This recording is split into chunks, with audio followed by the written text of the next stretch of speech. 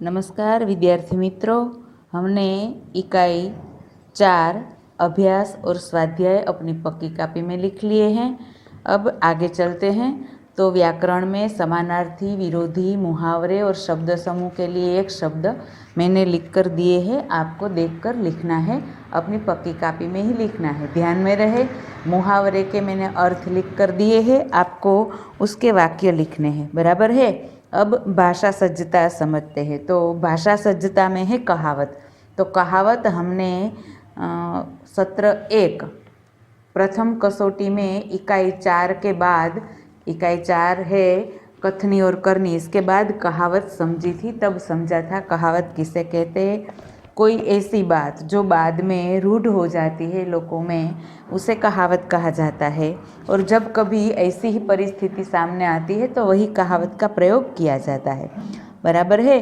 तो आप इकाई 4 में जो आपने भाषा सज्जता लिखी है वह बराबर समझ लेना। और आज द्वितीय कसौटी में इकाई 4 भाषा सज्जता में कहावत है, समझते हैं। एक म्यान में 2 तलवार नहीं समा सकती। इसका अर्थ है एक वस्तु के 2 समान अधिकारी नहीं हो सकते। तो विवरण है, माने उसे समझाया गया है। यदि 2 महत्वाकांक्षी लीडर एक पार्टी में रहेंगे तो सदा टकराव की स्थिति रहेगी, क्योंकि एक म्यान में 2 तलवार नहीं समा सकती। दूसरा, खोदा पहाड़ निकला चूहा, अधिक मेहनत लाभ कम। तो इस कहावत का अर्थ है।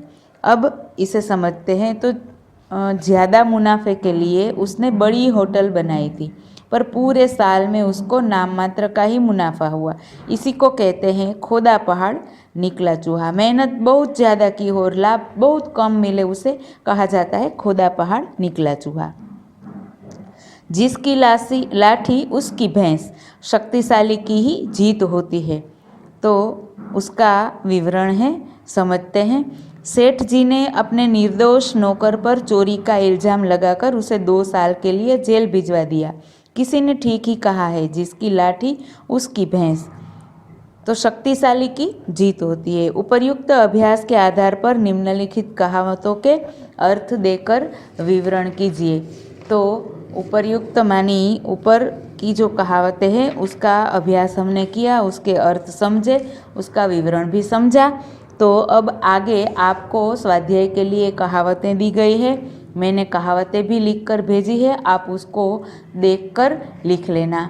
आज पहले समझते हैं। चांद पर थूका मुंह पर गिरा। तो सज्जन की बुराई करने से अपना ही नुकसान होता है। एक व्यक्ति एक महापुरुष के बारे में बहुत खराब बातें बोल रहा था। लोगों ने उसे पकड़कर मारा। यही तो वही हुआ, चांद पर थूका मुंह पर गिरा। बराबर है। यानी बहुत अच्छे लोग हो, उसके बारे में अगर हम कोई बुराई करते हैं तो हम ही बुरे बनते हैं, उसको कुछ नुकसान नहीं होता, उल्टा हम ही बुरा कहलाते हैं। दूसरी है छोटा मुंह बड़ी बात, अपनी हैसियत से बढ़कर बात करना। हम अपनी हैसियत से बढ़कर बात, हम होते नहीं हैं असल में वैसी ऐसी हमारी ही बढ़ा चढ़ा कर बात करते हैं, तब कहा जाता है छोटा मुंह बड़ी बात। विवरण है, एक व्यक्ति मामूली सा वेतन पाकर नौकरी कर रहा था। अपने आप को मालिक से भी अधिक योग्यता वाला बता रहा था। यह तो वही हुआ, छोटा मुंह बड़ी बात। तीसरा, दूर के ढोल सुहावने लगना। दूर से हर चीज अच्छी लगती है, पास से देखे तो उसकी कमियां हमें दिखाई देती है। दूर दूर से जब हम देखते हैं तो हमें सब कुछ अच्छा ही लगता है। उदाहरण, तो विदेश की बातें सुनकर हमें बहुत ही अच्छी लगती है, किंतु वहाँ रहने पर सच्चाई सामने आती है। तब हमें पता चलता है कि असल में क्या है। तो तब ऐसा ही लगता है कि दूर के ढोल सुहावने। 4, दोनों हाथों में लड्डू, दोनों तरफ से लाभ हो तब कहा जाता है दोनों हाथों में लड्डू। किसी को मकान खरीदना या बेचना है तो वे दलाल से मिलते हैं। दलाल खरीदने वाले और बेचने वाले दोनों से अपना हिस्सा लेता है, इसे कहते हैं दोनों हाथों में लड्डू। 5, सांप भी मरे और लाठी भी न टूटे। तो बिना हानि उठाए काम बन जाए, हमें कुछ काम करवाना है, कुछ नुकसान होने नहीं देना है, तो ऐसा करते हैं तब कहा जाता है सांप भी मरे और लाठी भी न टूटे। एक मकान मालिक को अपना किराए का मकान खाली करवाना था। उसने मकान खाली करवाने के लिए क्या किया, तो मकान में भूत होने की बातें फैला दी।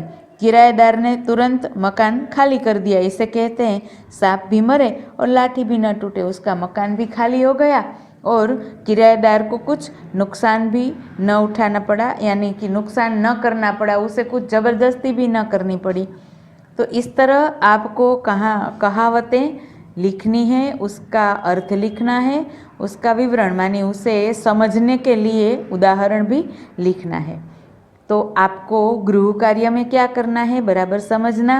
तो आपने अभ्यास स्वाध्याय लिख लिए होंगे, अगर नहीं लिखे हैं तो लिख लेना। इकाई 4 के अभ्यास स्वाध्याय, फिर व्याकरण मैंने लिखा है, उसमें से देखकर लिखना है। समानार्थी विरोधी लिखकर मुहावरे के अर्थ लिख दिए गए हैं। आपको मुहावरे के वाक्य भी लिखने हैं, तो मुहावरे अर्थ और वाक्य लिखने हैं। फिर शब्द समूह के लिए एक शब्द लिखने हैं और अंत में आपको भाषा सज्जता लिखनी है। तो भाषा सज्जता में कहावत है, सभी कहावतों के अर्थ और विवरण लिखने हैं। पाठ्य पुस्तक में जो भाषा सज्जता दी गई है वहाँ से आपको लिखकर फिर जो स्वाध्याय के लिए 5 कहावतें दी है उसके मैंने अर्थ फोटो भेजे हैं, उसमें से देखकर लिखने हैं। बराबर है।